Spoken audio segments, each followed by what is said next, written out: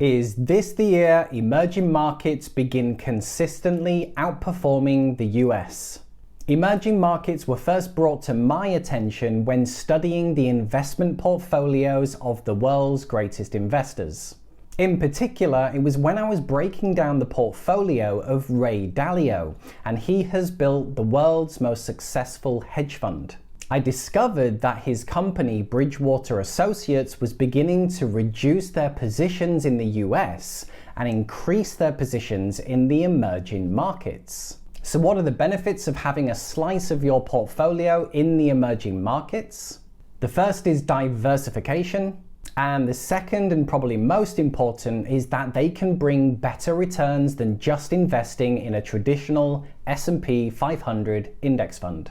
So in this video, we're going to take a look at what are emerging markets and why should we even care. I'll share with you the 3 emerging market ETFs used by Ray Dalio himself, and I'll also show one UK equivalent for all those UK and European investors too. Also, at the end of this video, I'm going to show you how I am investing in the emerging markets myself, as it's not through a traditional Vanguard emerging market fund. I've decided to do something a little bit different. As always, if you do find anything useful in this video, be sure to drop a like. That would be much appreciated, as every like does help. Okay, sit back and relax, guys. Here is everything you need to know about the emerging markets. Okay, here is what we've got coming up. We're first going to look at what are emerging markets. We then need a benchmark, as we need to know how our emerging market funds are performing. So I'll show you what we'll benchmark it against. We'll then take a look at Ray Dalio's emerging markets ETFs. So he actually uses 3 different ones, and I'll show you what they are. And then don't worry, UK and European people, I'll show you a really good UK alternative. So before we take a look at some ETFs, let's get a good understanding on what are emerging markets. It's a term that originated in the 1980s and has stuck around since then. 2 of the most important reasons why? Well, these countries are crucial when it comes to driving global economic growth. And their financial markets can be gold mines for investors, especially those with an appetite for higher risks. So, what is an emerging market today, and why do investors have such a love-hate relationship with them? The term emerging markets was coined by World Bank employee Antoine van Atmaal. The finance arm of the World Bank wanted to get more foreign investment into third world countries, but didn't think the term third world really inspired investors. To make it sound more attractive, Van Atmaal coined the term emerging markets. But if you want a definitive list of emerging markets, good luck. The list varies depending on who you ask.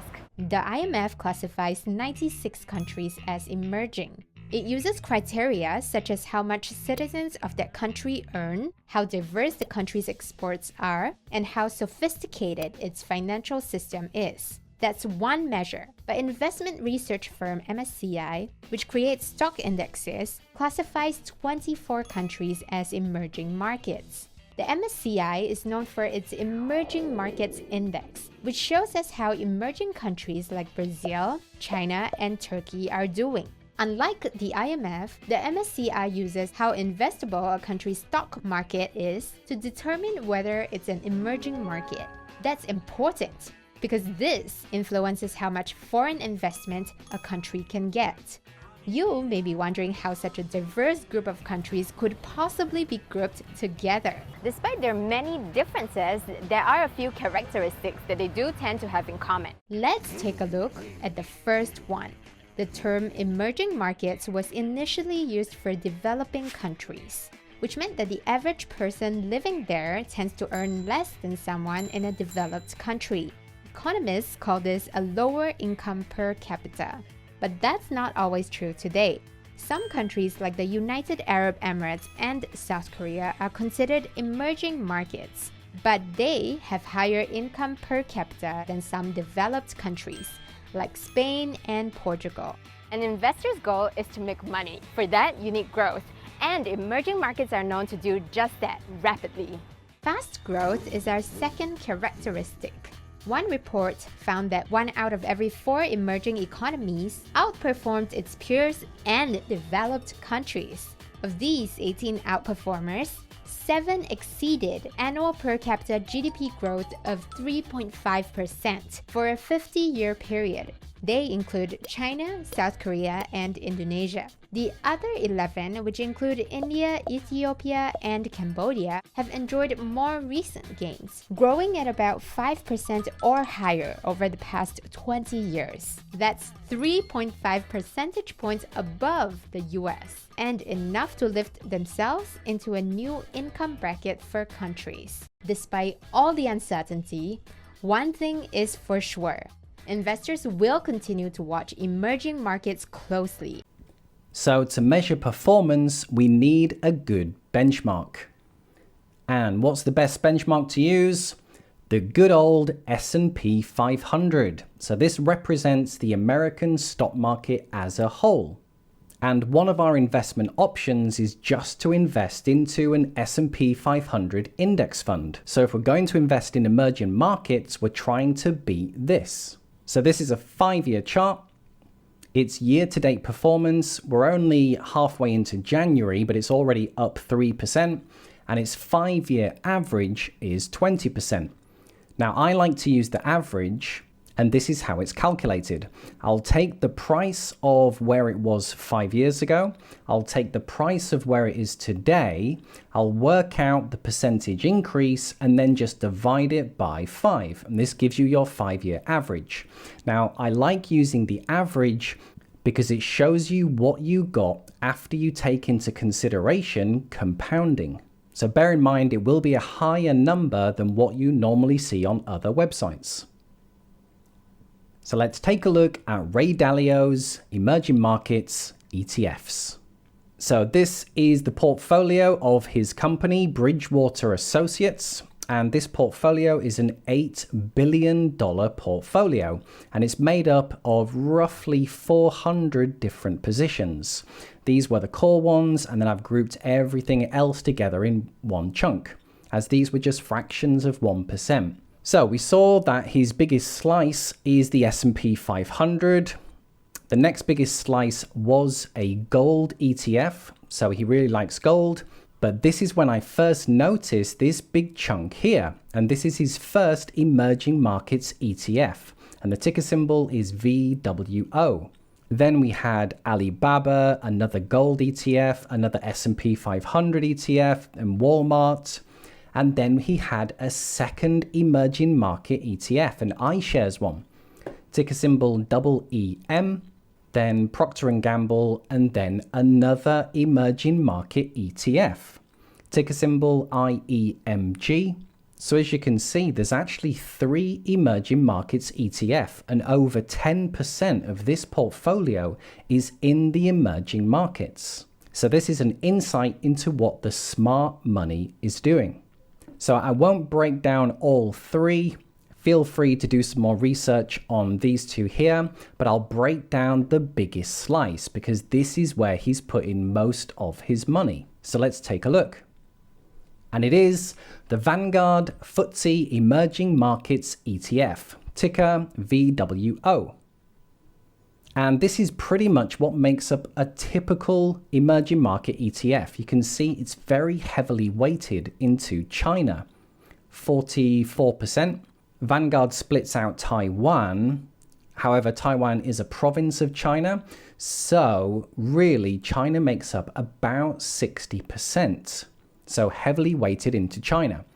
We then have 10% in India, then Brazil, South Africa, Saudi Arabia, Thailand, Russia, Malaysia. But then you can see it really starts to tail off. So it is heavily focused in the top ones. Looking at the top 10 holdings, and again, in a typical ETF, you'll see the same kind of companies in the top 10. Alibaba, we have the Taiwan Semiconductors, Tencent and Meituan are the big China companies. We've got some e-commerce in there, insurance, banks. So this is a very typical top 10. breaking down the ETF further, this is a 5-year chart, and the size of this fund, it's got 72 billion of assets under management. There are over 5,000 different companies in this ETF, so a huge exposure. The fee, you have to love Vanguard, 0.1%, so incredibly low fees, which is great. Its year-to-date performance is 3.2%, and its 5-year average is 16. So if you remember, we'll look at the S&P 500, and the year-to-date performance, it's actually outperforming the S&P 500 year-to-date, but it is lagging under the 5-year. And for UK people and Europe, we have the Vanguard FTSE Emerging Markets ETF, ticker VFEM. And this is similar to the US one. So as you can see, China, Taiwan make up close to 60%. And again, India, Brazil, South Africa, Saudi Arabia. So it's a very similar makeup here. Top 10 companies are also very similar. Alibaba, Tencent, I think these two were the other way around on the last ETF, Meituan. So very similar, a slightly different percentage. The 5-year chart, and this fund is just over £2 billion. The biggest difference between the UK one and the US is the companies. So the US one, Vanguard had over 5,000 companies, where this one only 1,800.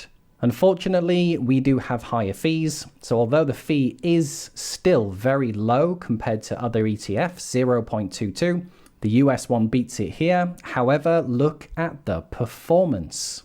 Year to date is 3.72 and the 5-year average is 19%. And if we look at the S&P 500, it's outperforming the year-to-date performance, and you can see it's really close to the 5-year average. So good for us in the UK. This looks like a very good option. So there you are, guys. That was everything you need to know about the emerging markets. You now know what emerging markets are, why they may be a good investment, and also some great ETF choices for US and European investors.